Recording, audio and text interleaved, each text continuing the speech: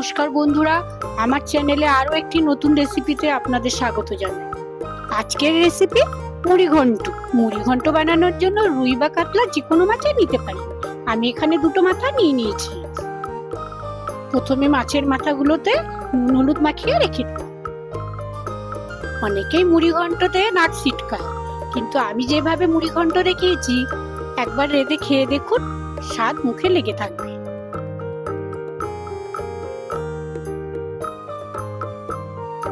এখন আমি কিছুটা আদা রসুন লঙ্কা বেটে নিই।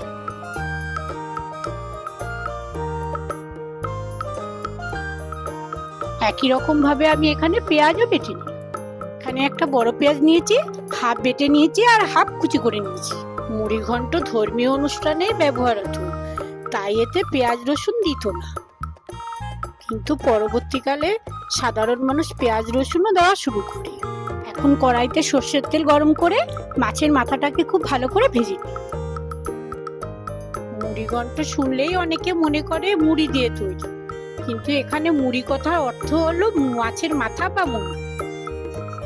তা সে যাই হোক, যতই মুড়ি ব্যবহার না হোক, কিন্তু এই রান্নায় চিড়ে, গোবিন্দভোগ চাল বা ছোলার ডাল দেওয়ার রীতি আছে।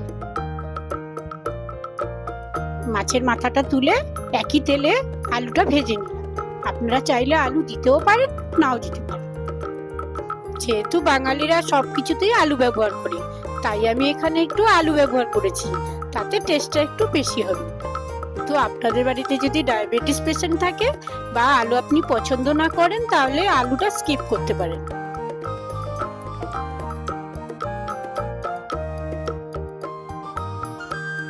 এখন আমি ওই তেলে তেজপাতা, শুকনো লঙ্কা আর গোটা জিরে ফোড়ন দিলাম। ফোড়নটা ভালো করে ভেজে নিয়ে কুচনো পেঁয়াজটা দিয়ে দিলাম।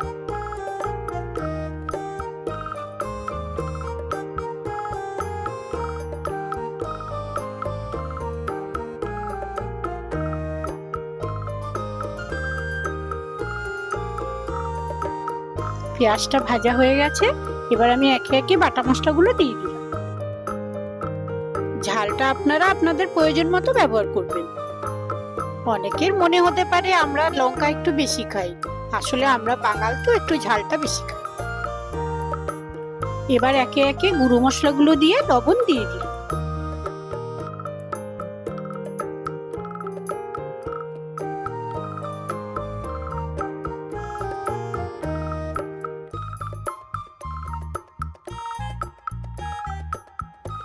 একটু কষিয়ে ভাজা আলু আর মাছের মাথাগুলো দিয়ে দিই।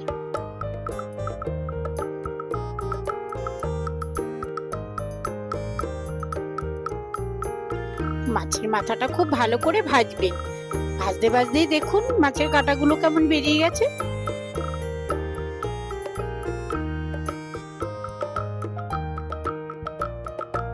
এবার আর একটু কষিয়ে হালকা জলের ছিটে দিয়ে দিলাম।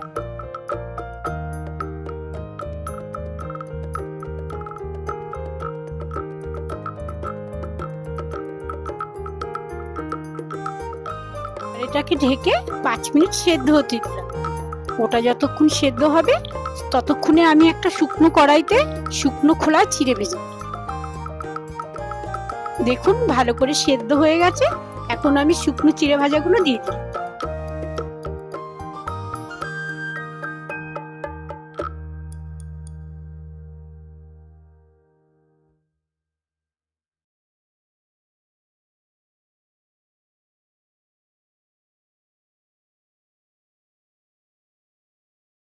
দু চার দানা মিষ্টি আমি সব রান্নাতেই ব্যবহার করি, এতে স্বাদের ব্যালেন্সটা ভালো থাকে।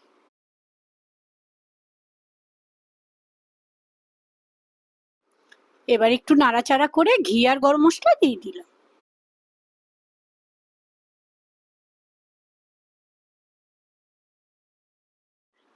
এই রান্নাটা গরম ভাতের সঙ্গে বেশি ভালো লাগে। এই পদ্ধতিতে রান্না করে একবার আপনারা দেখবেন, কেমন লাগলো আমাকে কমেন্ট করে জানাবেন। চ্যানেলটিকে ভালো লাগলে লাইক ও সাবস্ক্রাইব করে দেবেন।